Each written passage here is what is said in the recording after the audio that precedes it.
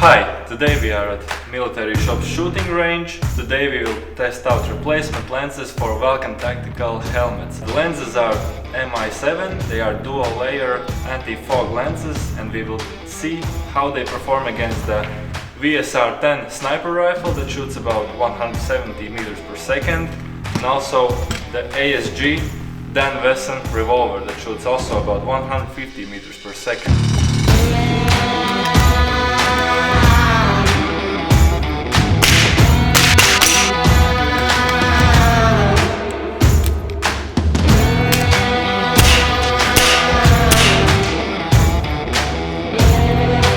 So the sniper rifle left quite noticeable marks with scratches on them, and if you turn the helmet to a sunlight, you can see that the whole surface is wavy.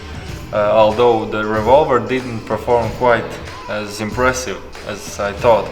It only left quite a small points, and so overall these are really tough lenses, and I would recommend to use them in any airsoft game, because no matter how strong will the weapon be, they will keep up.